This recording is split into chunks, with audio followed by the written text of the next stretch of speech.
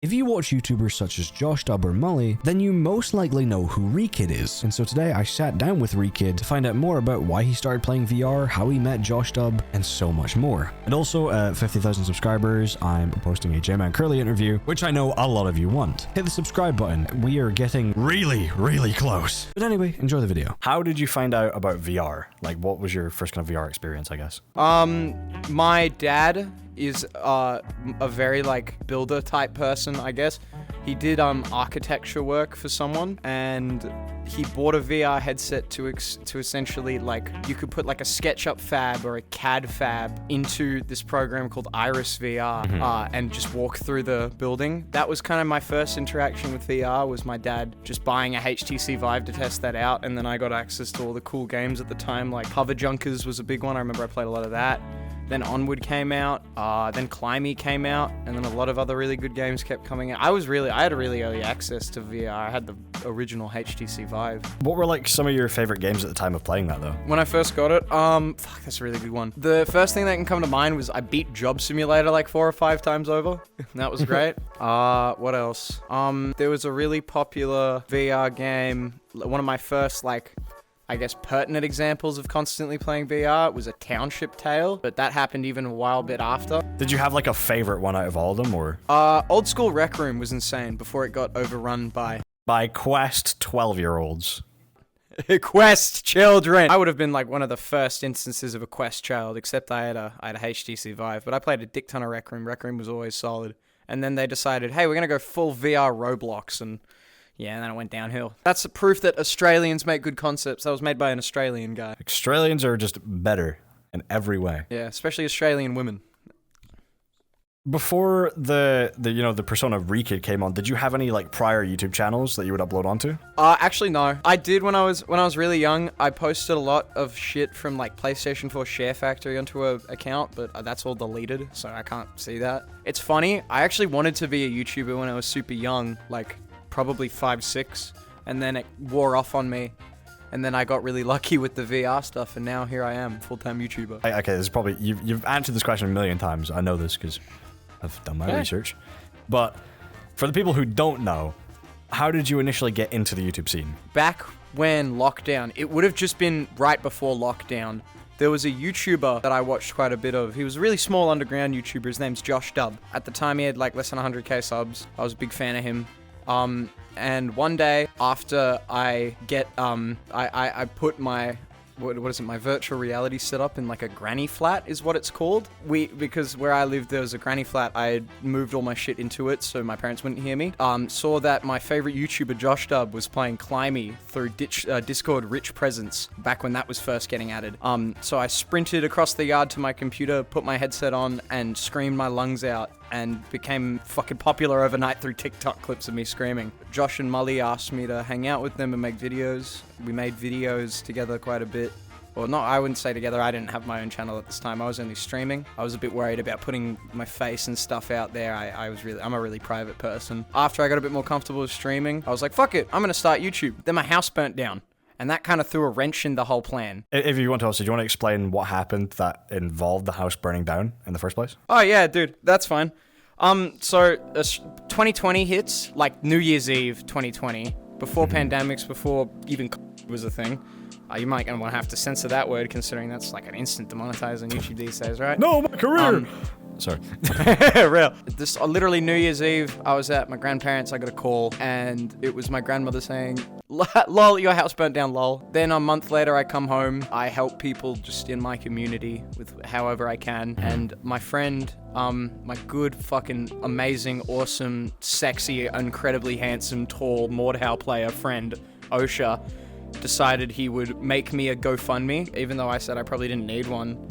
And then we raised $15,000, and I gave that money straight into, because I live off grid, I put it straight back into like solar panels and an inverter and a battery system, just so we could have electricity on the property. And yeah, honestly, if it wasn't for the initial blow up of Reekid and joshdub, I probably wouldn't be able to, play, like, I probably would have not been able to do any of the things I did. It was a really fucking big lifesaver, and if it wasn't for the community that YouTube kind of opened up for me, I probably would only have just gotten internet and power hooked up. like effectively, and you know, it's weird to say that, but yeah, we had no options when it came to electricity other than generating it ourselves. So we had a tiny little, like, you know, those backup generators that you used to power just like maybe a boat, maybe fishing equipment, like an engine generator. We were running an entire house off that. Jesus. It was rough. Honestly, if it wasn't for YouTube and the fact that right after we got the electricity situation sorted, I started YouTube and got quite a few views just off the get-go. If it wasn't for that, I probably wouldn't be here. Like, unironically, I wouldn't be talking to you. What do you think would have been different if you didn't get into, like, the VR YouTube scene? People in my school wouldn't have gone up to me and be like, "Oi, bar! You're Reekid, bar!" That probably would have been the only difference. Bruv. All that shit, dude. Don't say Eshe, bruv, around me. I will spin kick you to the jaw. Shut your lips.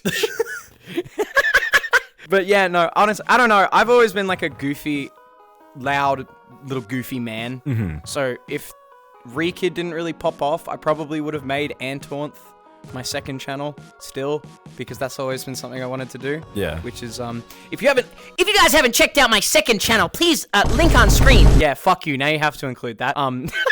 No. But no, on my second channel, I don't do VR content. I do like game overview. I did a lot of Rust for a while because I like Rust. But I do like game overviews and reviews because I like talking about shitty little indie games I find that no one really talks about. I would play Rust, but I have no idea how to play. I think I played it on stream once and was like, this is too hard. Don't play Rust. Don't play Rust. It's Rust fine. is the epitome of every kind of sin. It's sin. I'll stick to my Valorant, which I'm probably banned on now for like a month.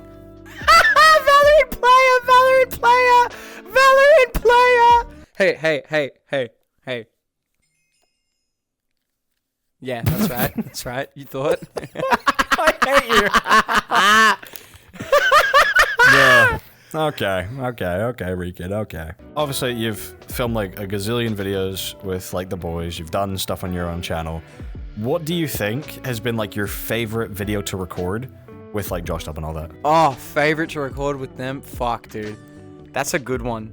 I honestly don't know how to answer that question because I like all of them. All of the shit we've done was funny. My favorite one ever, probably the one that we did, I can't remember the exact one, but it was the one where I first met Juicy, or Gage.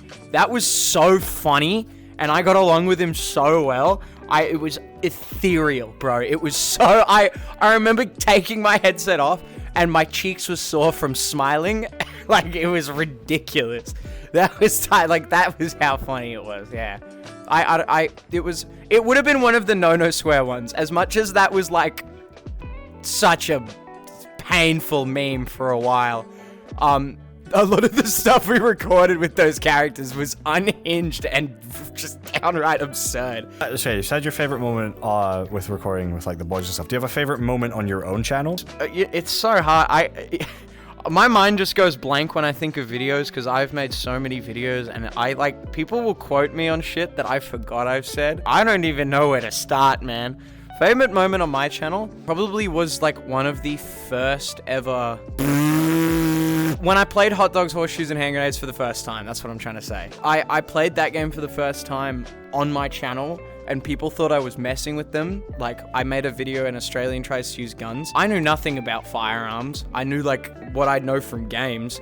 So I was just going into it with the most astounding lack of safety and understanding of mechanics. Like, it was astounding, and a lot of people thought I was messing with them. And there were some points I was, for comedic effect, but there was also some points where I was just stumped. I didn't know what to do.